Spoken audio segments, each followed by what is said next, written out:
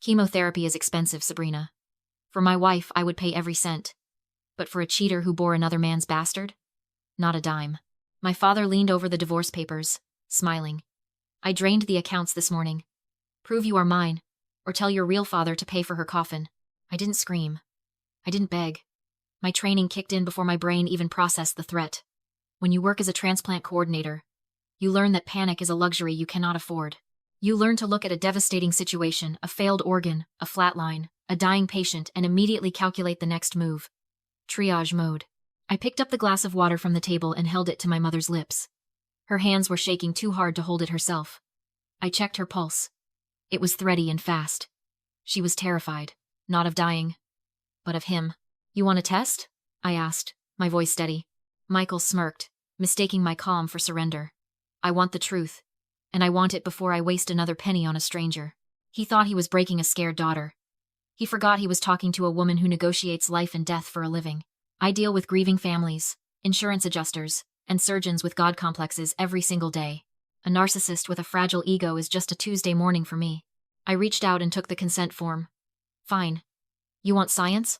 I will give you science. I signed it. No hesitation. No trembling hand. I saw the confusion flicker in his eyes. He expected a fight. He expected me to plead for my mother's life, so he could enjoy denying me. By agreeing instantly, I took away his power. I bought us time. Good. He sneered, snatching the paper back. Results in 48 hours. If you aren't mine, get out. I walked my mother to her room, settled her into bed, and waited until her breathing evened out. Then I walked out to my car, locked the door, and let the silence hit me. I needed to look at the autopsy. Not a medical one, but a financial one. This wasn't a sudden snap of anger. Michael had been planning this execution for years. I sat in the driver's seat and mentally reviewed the files I had seen over the last decade. The house wasn't his. It was never his. It was my mother's inheritance from her parents, a paid-off asset worth nearly $500,000. But 10 years ago, he had forced her to commingle funds, using a joint account to pay for a roof repair. That was the hook. In our state, that small act converted a separate asset into marital property. He had systematically infected her finances like a virus, merging everything until she had nothing of her own. And now, the discard phase. Most people think men like Michael leave their sick wives because they cannot handle the sadness. That is a lie. They leave because a sick wife is a depreciating asset. It is the hostage tactic. He looked at the cost of chemotherapy, looked at his retirement account, and decided he would rather keep the cash. But he could not just divorce a cancer patient. The court would give her the house and half his pension. He needed a for-cause reason to strip her bare. He needed adultery. That is why he invented this paternity crisis. He didn't care about my DNA. He needed me to be a bastard so he could prove fraud. If I wasn't his, then my mother was a liar. If she was a liar, he could argue the marriage was built on bad faith and annul the asset division. He wasn't heartbroken. He was just greedy. He was holding my mother's life ransom for a beach house in Florida. I looked back at the house, dark and quiet. He thought he had trapped us. He thought he was the smartest predator in the room. But he forgot one thing. When you back a nurse into a corner, she doesn't panic. She prepares the injection. Michael didn't wait for the science. He didn't care about the DNA. He knew that even if the test proved I was his, he would have to find another way to bleed us dry. So he decided to skip the biology and go straight for the jugular. The alert from my mother's real estate attorney flashed on my phone screen at 8 o'clock in the morning. Lis pendens filed. A suit pending. It sounds bureaucratic, boring even. But in the real world, it is a financial chokehold. It meant Michael had officially sued for ownership of the house, claiming marital fraud. Until that lawsuit was settled, which could take years of expensive litigation, the house was radioactive. We could not sell it. We could not refinance it. We could not even take out a home equity line of credit to pay for the chemotherapy. He had frozen the only asset we had left. He wasn't just divorcing my mother. He was barricading the exits while the building burned.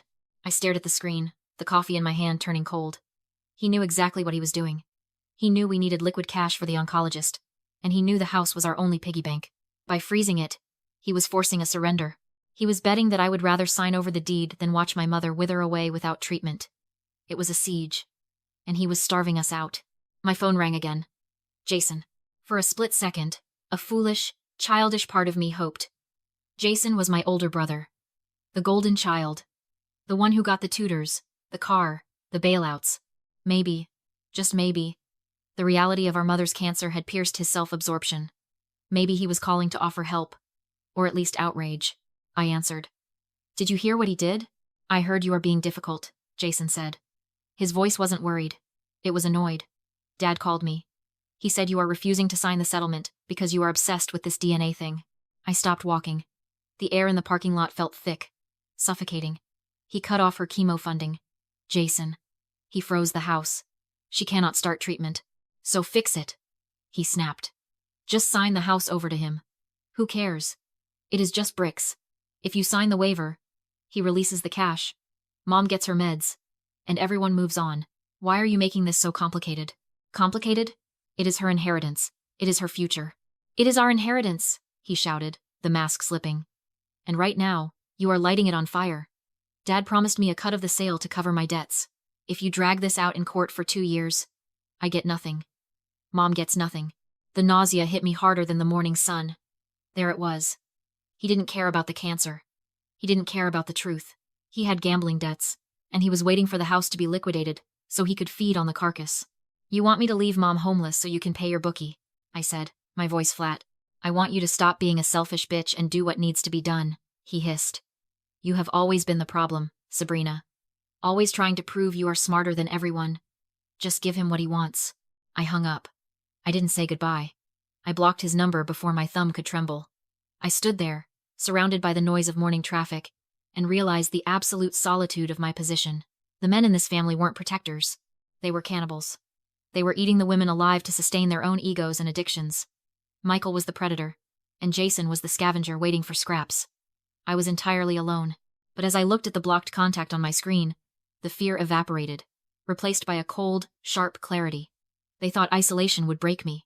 They thought stripping away my support system would make me beg. They forgot that when you remove all the safety nets, you also remove all the reasons to hold back. The notification from the genetics lab didn't come with fanfare. Just a silent vibration against the metal desk of the nurse's station. Secure document attached. I opened it between patient rounds, expecting confirmation of what I already knew. I expected the 0% match to Michael. I expected the vindication that he was just a cruel stranger who happened to share a roof with me. I scrolled to the first section. Subject A. Child. Versus Subject B. Father. 0.0%. Probability of paternity. Expected. I scrolled to the second section. Subject A. Child. Versus Subject C. Mother. 0.0%. Probability of maternity. The world didn't stop spinning. The lights didn't flicker. But the air in the room suddenly felt too thin to breathe. I read it again. And a third time. Exclusion. I wasn't Michael's daughter. But I wasn't Natalie's either. The implications fired in my brain like a rapid response code. If I wasn't hers, then the hospital made a mistake. A switch. A mix-up 29 years ago that had rewritten 3 lives without permission. I closed the laptop. I finished my shift. I walked out of the unit with the same steady pace I used when carrying a cooler containing a human heart. Inside, I was screaming. Outside, I was driving to the oncology ward. My mother, the woman who raised me, was sitting in the infusion chair, looking smaller than I had ever seen her. The IV line snaked into her arm, pumping the poison that was supposed to save her life. Her skin was gray, translucent like parchment paper. I pulled the curtain closed. Privacy in a hospital is an illusion, but we needed the pretense. I got the results, I said. She looked up, her eyes tired but resigned. He is right, isn't he? I know I didn't cheat, Sabrina. I swear to you. But I always knew. He felt it. He hated you too much for it to be irrational. He was right about the biology, I said, sitting on the edge of her chair. But he was wrong about the sin. I showed her the screen. I am not his. I swiped down. And Mom? I am not yours. She stared at the numbers. I watched her process the impossible. I waited for the grief, for the realization that her biological child was out there somewhere, lost to her. I waited for her to pull her hand away from mine. Instead, she gripped my fingers tighter. Her grip was weak, trembling, but fierce. Look at me, she whispered. I looked.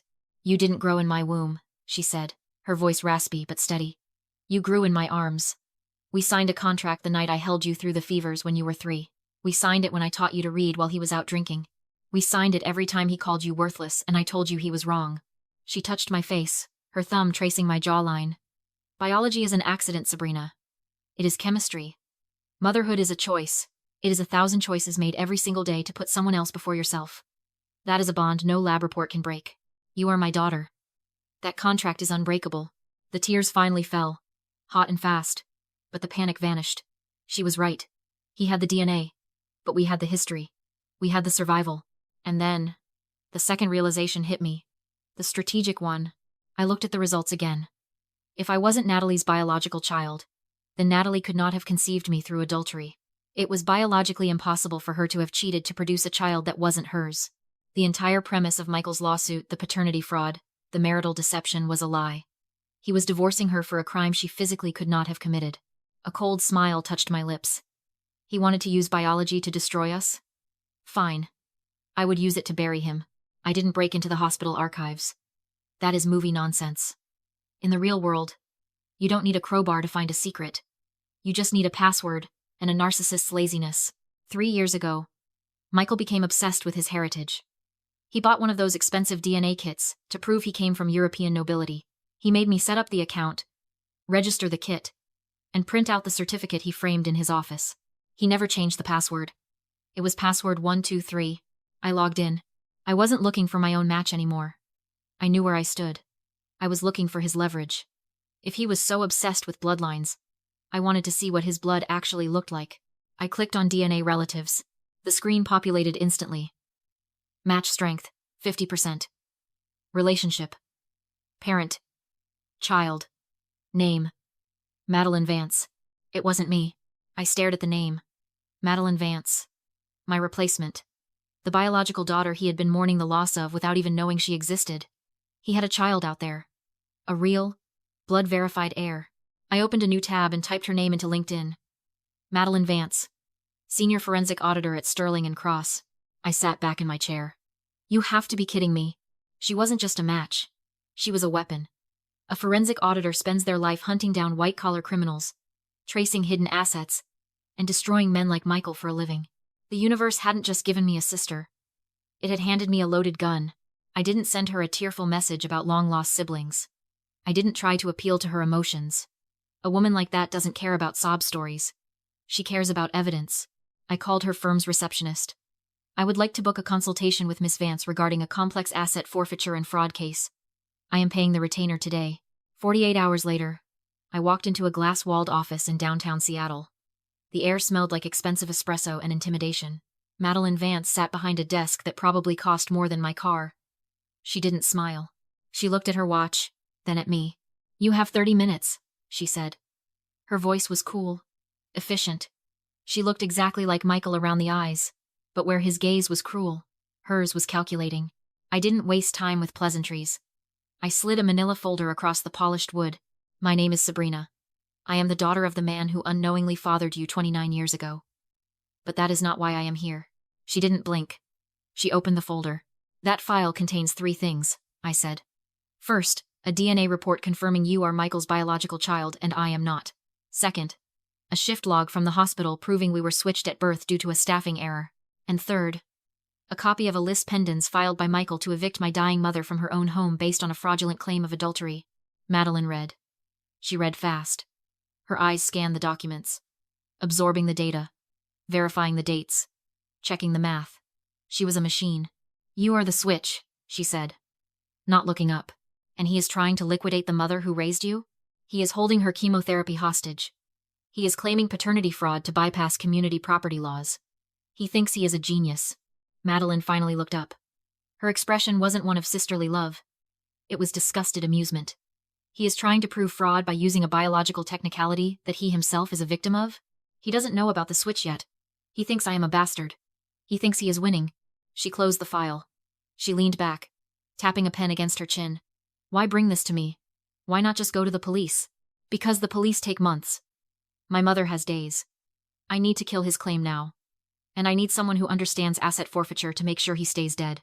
Madeline stood by the window. City lights below. I audit hedge funds, she said calmly. I end careers. $500 an hour. I already paid the deposit, I replied. I'm not hiring a sister. I'm hiring a sniper. She smiled once. Sharp. I hate bullies. And sloppy fraud. She held out her hand.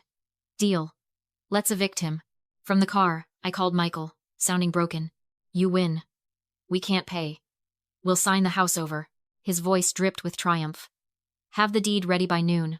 One condition, I said. A formal deposition. Court reporter. And the deal depends on DNA results. I need to know you'll still take care of us. He laughed. Fine. Biology won't change. The next morning, we met in a freezing high-rise conference room. Mahogany table. Michael at the head. His lawyer barely glanced at the paperwork. I slid the settlement across. Read it carefully. Michael didn't. I explained the bet. Clause A.